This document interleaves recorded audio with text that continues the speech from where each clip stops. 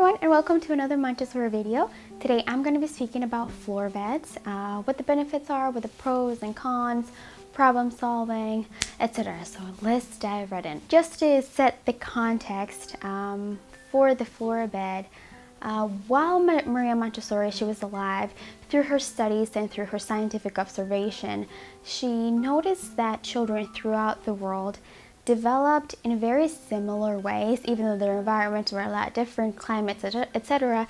And she just took notice of these characteristics and different developmental stages. So she called these human tendencies. One of them is exploration. What exploration means is that humans tend to explore their environments, explore, master, and conquer their environments, and to gain knowledge from their environments.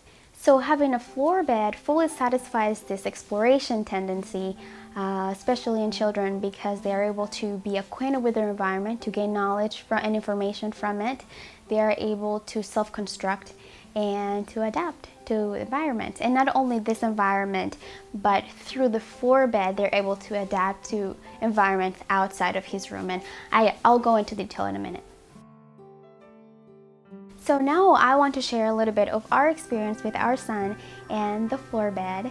So before he was born, we had already decided and committed to having a floor bed, even if a lot of family members offered constantly to buy us a crib, which is just so kind of them, but you know, we just kind of had to stick with the plan that we had.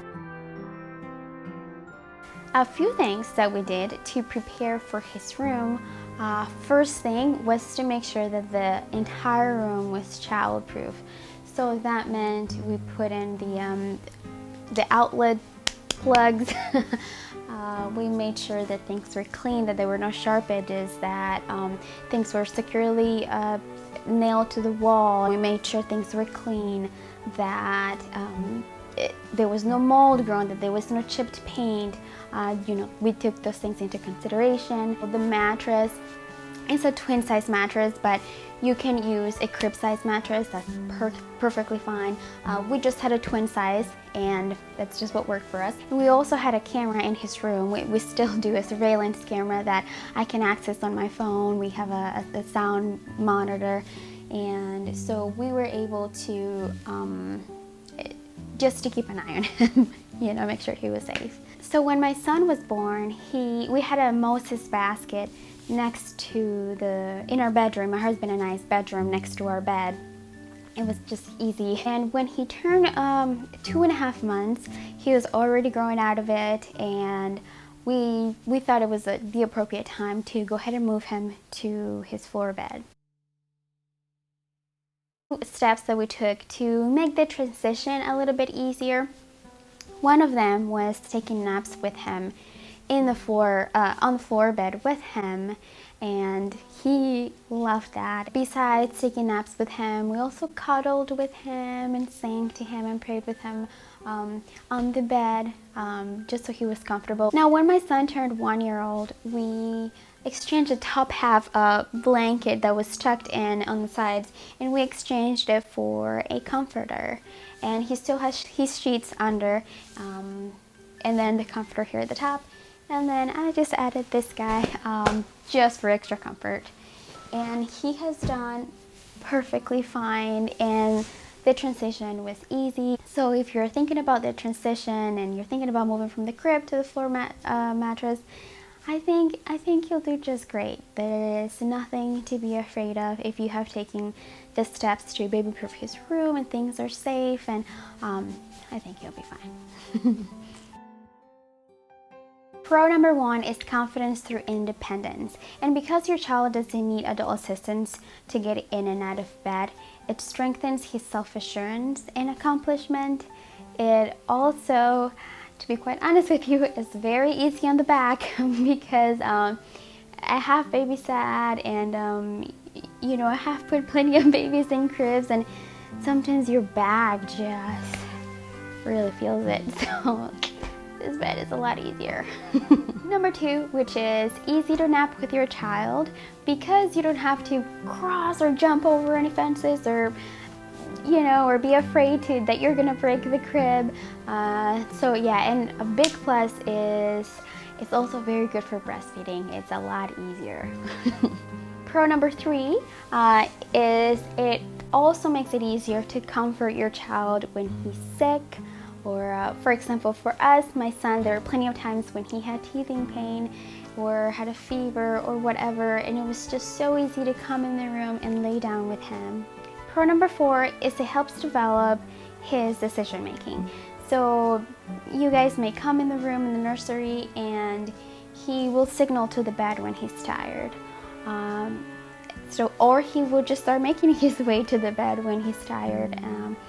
Or if he's well rested, he simply will just continue playing with his materials and then make his way to the bed. I think you will see that it is just so beautiful to see them just being independent in a controlled environment, of course.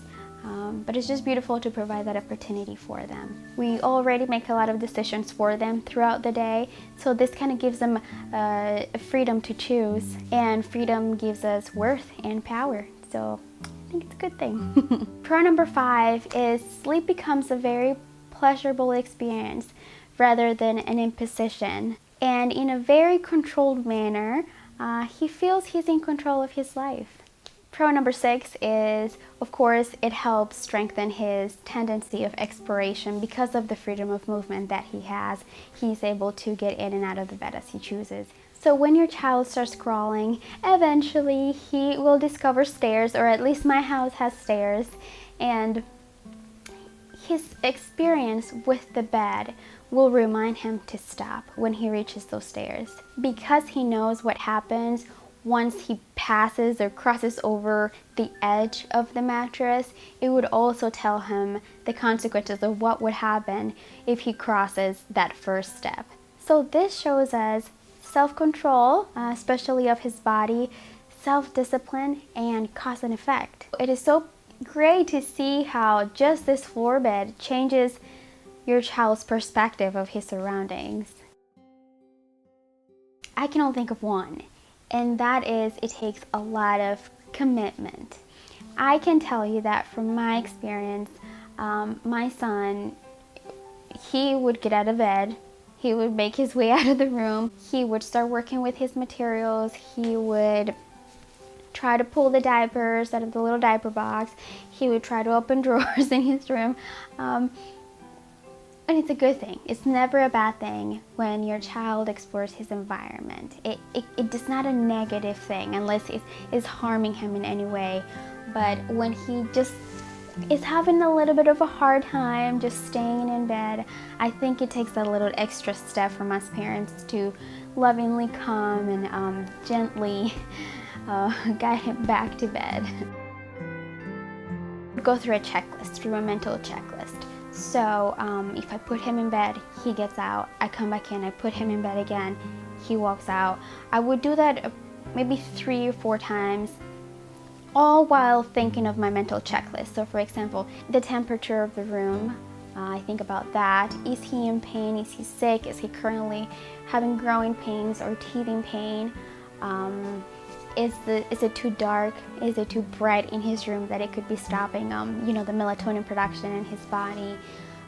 Does he have a leaky diaper, or did he just poop? Or is he hungry? That I think with my son, the main reasons why he wanted to be or step out of bed were because he was either hungry or had a poopy diaper. And he would let me know that by stepping out of the bed.